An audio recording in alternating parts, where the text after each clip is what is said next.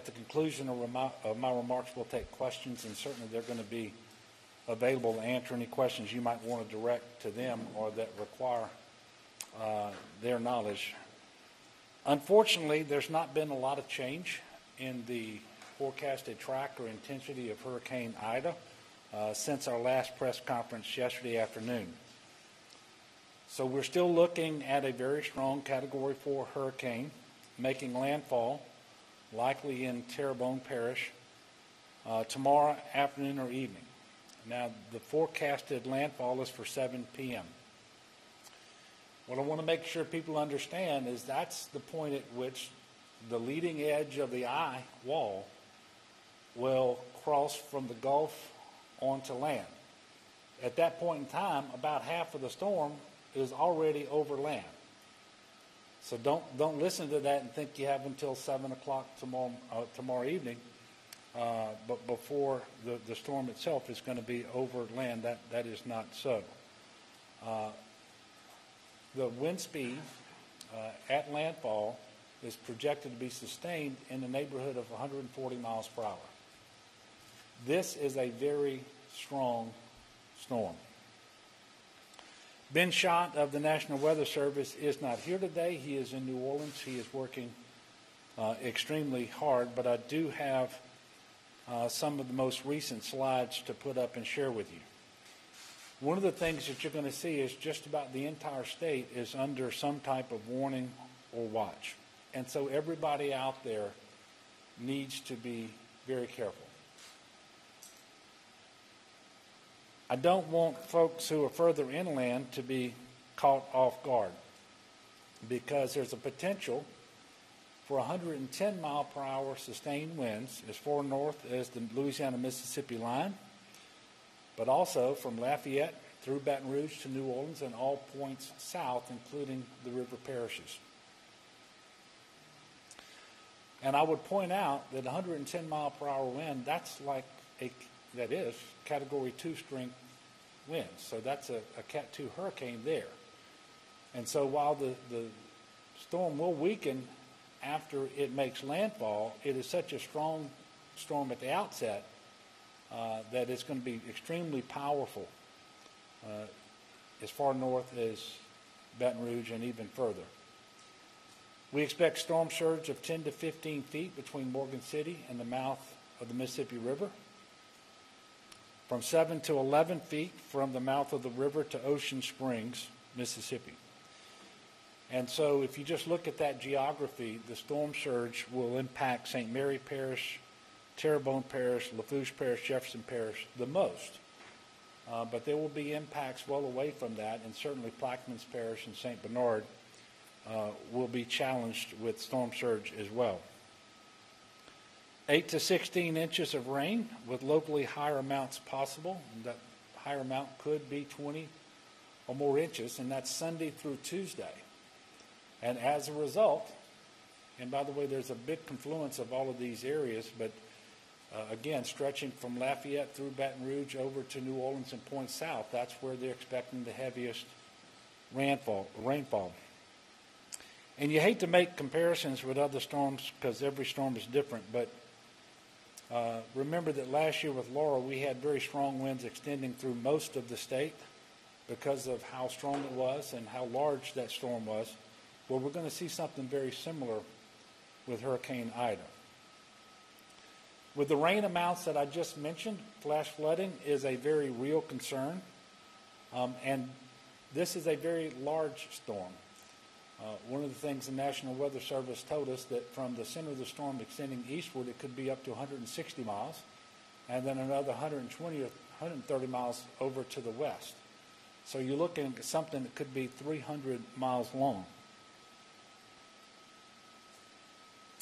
River flooding is also possible, especially on the North Shore area. Now, we're catching a little bit of a break here because the rivers don't start off at flood stage, and we haven't had as much rainfall over the last couple of weeks as we had been experiencing earlier in the year.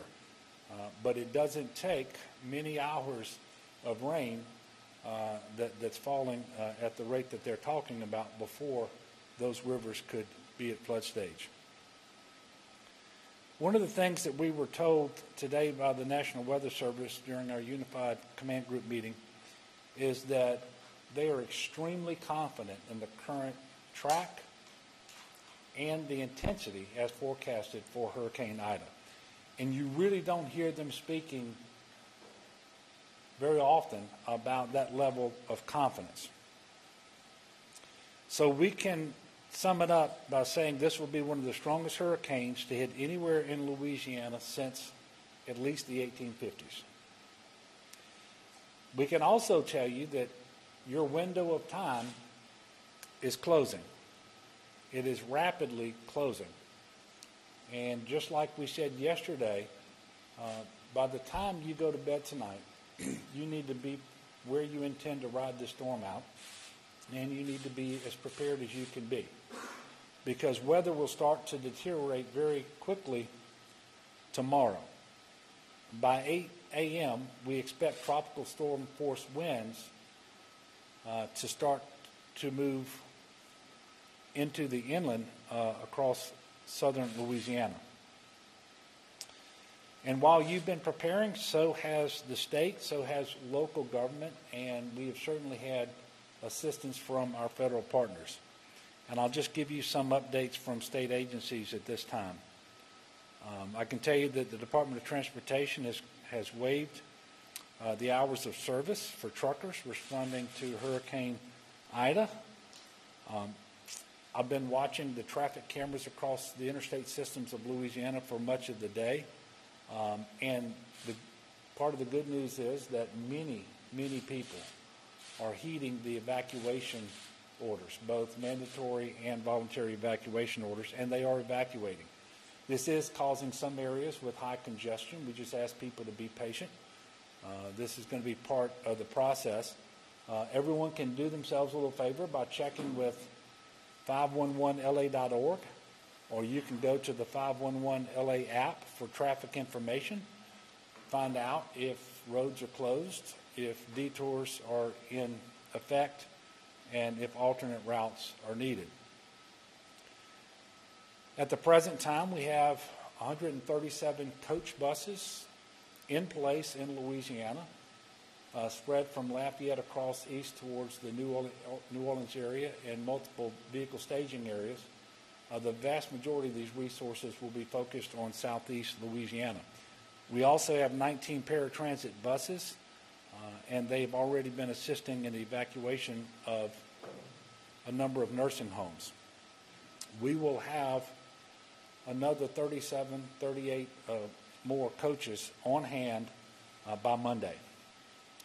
It is important to note that debris on the roadway and high water can occur at any time during the storm because of the impact of the wind and the floodwaters.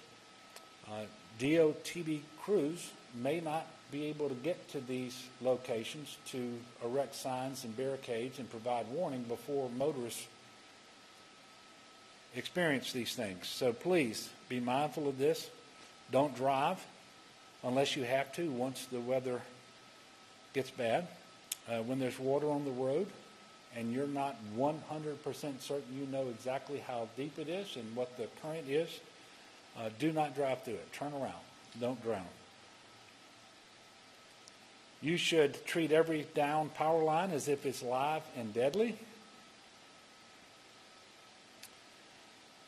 I can tell you that the CPRA is tracking 692 gates across the coastal zone. As of this morning's briefing, 246 of those gates were closed. And that's up considerably from yesterday's report. For just the second time in the history of the Hurricane Risk Reduction System in New Orleans, we will fully activate that system tomorrow morning. Coastal parishes across southeast Louisiana have been working extremely hard to shore up certain areas in their protection systems. For example, Terrebonne Parish is performing super SAC operations to shore up low-lying areas in Lower DeLarge. Lafourche Parish completed sandbag operations to shore up low areas on Reach K of its system in the Morganza to the Gulf levees. The National Guard currently has 4,013 National Guard soldiers and airmen activated in support of emergency operations. We will get to more than 5,000 guardsmen available to respond to the storm. And in fact, the entirety of the Louisiana National Guard has been activated, and coordination for possible assistance with sister states for assets that we may not have or may not have enough of them in Louisiana is ongoing. But just in terms of the National Guard, their search and rescue assets are staged currently across 14 parishes. They have 164 high water vehicles, 62 boats, and 34 helicopters ready to support and assist in search and rescue operations. 650 state, EMAC, and FEMA USAR personnel. Now, EMAC, that's when we request assistance from another state. FEMA is when we receive, obviously, search and rescue individuals directly from the federal government. We have a total of 650 of these that will be in place by tonight. And the number of boats there, just with the Louisiana Fire Marshal's Office, for example, is 150 that are staged across South Louisiana. We have the potential to get to 900 such search and rescue people by Monday if needed. The Louisiana Sheriff's Association and the Alcohol Tobacco Control have also committed their personnel and assets to search and rescue efforts.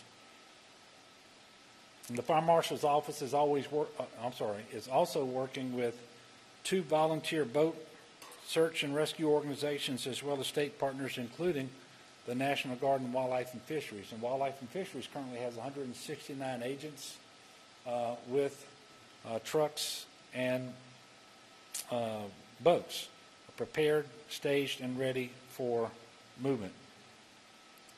I have an update for you on the number of linemen in the state prepared to respond to power outages. We now have 10,000 linemen staged in the state of Louisiana, and that number will get up to 20,000 very quickly with out-of-state linemen who've already been contracted. They will be called in as necessary and when necessary. Tomorrow, state offices will be closed in the same 38 parishes that we mentioned yesterday. And we've also made the additional determination that on Monday, all state offices will be closed across the state of Louisiana. Gave you a break. I didn't want to have to read through 38 parishes. As of 6 a.m. today, shelters began to open across the state of Louisiana. We have just a few dozen people in state shelters at the time. Right now, any individual looking for shelter in a parish that is called for an evacuation, look first to the shelters in your parish. So contact your Office of Emergency Preparedness. And you can also text LA Shelter to 898-211, or you can just dial 211 to get shelter information. If you need to find out how to contact your parish Office of Emergency Preparedness, you can get that information under contacts at getagameplan.org. You can also get that information by going through the 211 system, as I just mentioned. So you can text LA Shelter to 898-211 or call 211. If you can stay with friends or family outside of your area, if you're evacuating, that's wonderful. You need to have conversations about that process and any COVID-related concerns ahead of time. I would urge people that if you're evacuating, perhaps from coastal Louisiana, don't have as your destination, if at all possible, a location in the Baton Rouge or Lafayette areas. The storm intensity, the amount of rain that we expect to get, the wind, as I mentioned earlier, is just too strong in these areas. So please evacuate further west, further north than the Lafayette, Baton Rouge area if at all possible.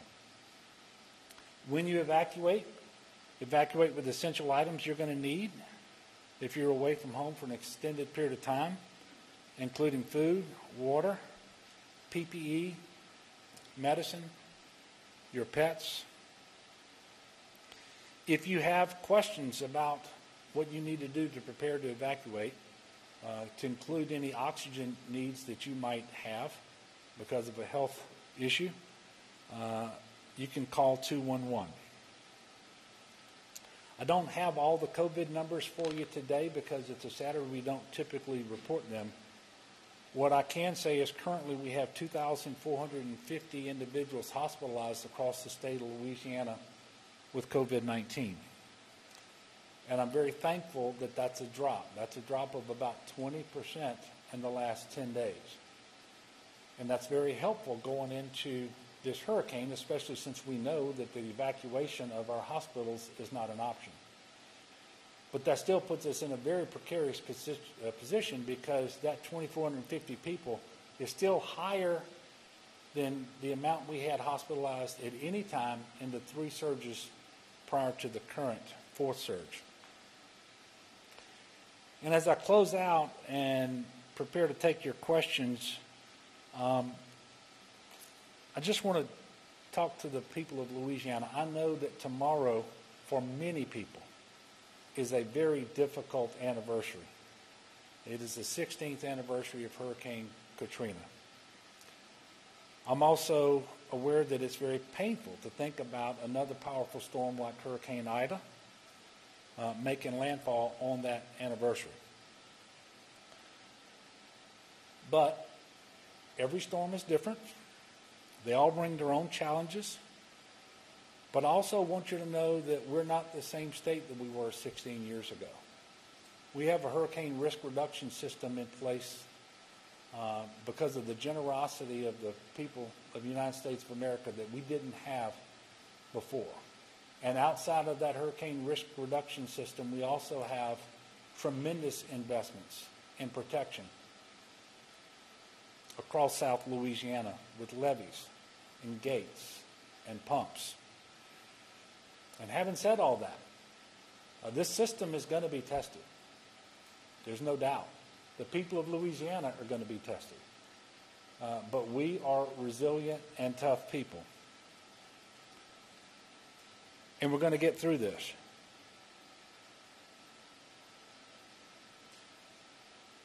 The state, the local government, our federal partners, we're all doing everything that we can to prepare for and be positioned to quickly respond to the needs of the people of Louisiana with respect to Hurricane Ida. But we need the people of Louisiana to be prepared as well. And really you have, the window is closing quickly because you have until about dark tonight to really get it done. Again, the weather's going to degrade very quickly tomorrow.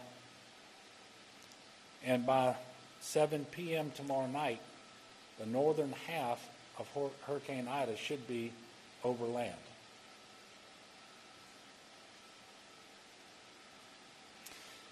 Please monitor the weather. Pay close attention to local authorities. Heed their guidance. Be safety-minded. Many people are going to lose electricity. That electricity can be out for a long time. And yeah, the absence of air conditioning can just make you uncomfortable. But if you get out there and you work too hard, you can end up, and you don't have an opportunity to cool off, you can end up with heat exhaustion. If you operate a generator in a way that's not safe, you can die from carbon monoxide poisoning.